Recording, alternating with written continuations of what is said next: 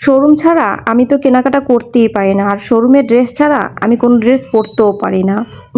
আমি কখনো এই কথা বলবো না, কারণ আমার শোরুমের থেকে বাইরে কেনাকাটা করতেই বেশি ভালো লাগে। হ্যালো এভরিওয়ান, আসসালামু আলাইকুম। সবাই কেমন আছেন? আপনারা কে কোথা থেকে আমার ভিডিওটি দেখছেন অবশ্যই কিন্তু জানিয়ে দেবেন। সবাইকে স্বাগতম জানাচ্ছি আমার আরেকটি ব্লগ ভিডিওতে। তো আজকের ভিডিওতে শেয়ার করব সেদিন যে কেনাকাটা বাকি ছিল, তো সেগুলো নিয়ে কিছু টুকটাক কেনাকাটা ছিল, তার জন্য আমি চলে গিয়েছি মার্কেটে। তো মার্কেটে গিয়ে আজকে আমি কি কেনাকাটা করলাম, কি করলাম সেটা আপনাদের সাথে শেয়ার করব। মার্কেটে আসার পরেই আমি ফার্স্টে চলে গেলাম এই সুপার শপটা। এখানে আমি ওনাদের প্রোডাক্টগুলো দেখতেছিলাম, ওনাদের কালেকশনগুলো কিন্তু অনেক চমৎকার ছিল। এই যে এখানে এটা কিন্তু হচ্ছে বাদাম জার, তারপরে ওটা হচ্ছে লবণের জার ছিল, এরপরে হচ্ছে আপনার এটা হচ্ছে কাপটা কিন্তু সুন্দর ছিল, এরপর এটাও কিন্তু লবণের জার। লবণের জারগুলো কিন্তু খুবই আনকমন, এই জারটা তো অনেক বেশি আনকমন।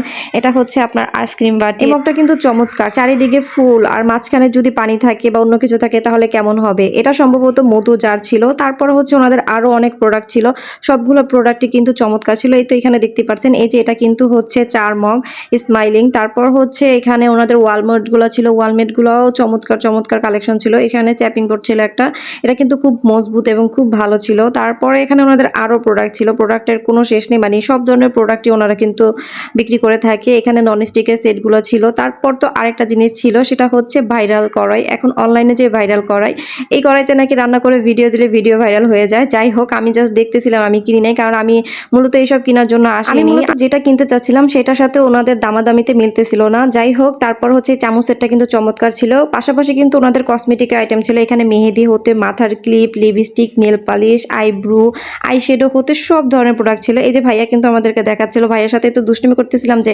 এটা কিভাবে ব্যবহার করে আমি জানি না, ভাইয়া আমাকে খুলে বোঝাচ্ছিল। যাই হোক, ওনাদের সাথে ভালোই লাগলো, কথাবার্তা বললাম। তারপর হচ্ছে আমি এখান থেকে কয়েকটা প্রোডাক্ট কিনে নিলাম। এখান থেকে কেনার পরে তারপর হচ্ছে আমি বাকি প্রোডাক্ট এখান থেকে কিনলাম।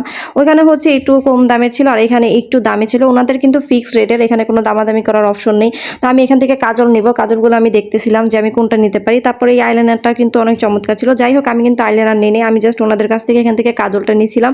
তো আমি কাজল সিলেক্ট করতেছিলাম যে কোনটা নিব। তো ফার্স্টে আমি যেটা দেখছিলাম ওই কাজলটাই আমি নিয়ে নিলাম। এখান থেকে আমি হচ্ছে একটা শাওয়ার জেল নিয়েছি। তারপর ওনাদের প্রোডাক্টগুলো, এটা নেল পালিশগুলো দেখতেই পারছেন, কি কিউট কিউট নেল পালিশগুলো। আমার কিন্তু নেল পালিশগুলো দেখতে খুব ভালো লাগতেছিল, এবং এখানে অনেক ধরনের নেল পালিশ ছিল। তারপর আপু আমার পাশে নেল পালিশগুলো দেখাচ্ছিল যে এই নেল পালিশগুলো খুব ভালো। যাই হোক, ছোট ছোট কিউট নেল পালিশগুলো কিন্তু আমার বেশি ভালো লাগতেছিল।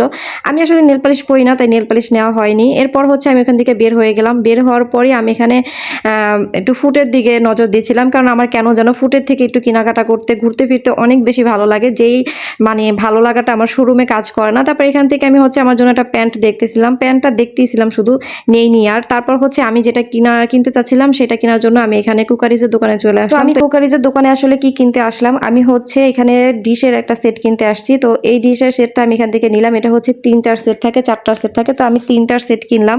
আর পাশাপাশি এই দোকান থেকে হচ্ছে আমি আমার টেবিল ম্যাট কিনলাম ডাইনিং টেবিলের জন্য। সেটা হচ্ছে 3D, এখন 3D প্রিন্টের যে ম্যাটগুলো আছে, চেয়ার কাভার সহ, সেই আমি ম্যাটটা কিনে নিলাম। তো তারপর আমি ভাইয়ের দোকানে সামনে একটু ভিডিও করে নিলাম। ভিডিও করার পরে হচ্ছে আমি এখান থেকে আমার যা কেনাকাটা ছিল, কেনাকাটা শেষ করে আমি চলে আসলাম আমার ছেলের জন্য জুতা কিনতে, কারণ ওর জুতা কিন্তু আমি মোটো মিলাইতে পারতেছিলাম না। আমি কিন্তু সর্বপ্রথম মার্কেটে এসে ওর জুতাই খুঁজতেছিলাম। ওর জুতা খোঁজার পরে হচ্ছে ফাইনালি আমি এই দোকান থেকে ওর জন্য একটা জুতা পছন্দ করতে পেরেছি, এবং আমি জুতা কিন্তু কিনে ফেলেছি। অনেক বেশি টেনশনে ছিলাম আমার ছেলের জুতার জন্য। ফাইনালি ওর জন্য জুতা কিনে এখন আমি বাসার উদ্দেশ্যে রওনা দিলাম। এই তো দেখতেই পাচ্ছেন আজকের কেনাকাটা আর সকল ব্যাগ আমার হাতে।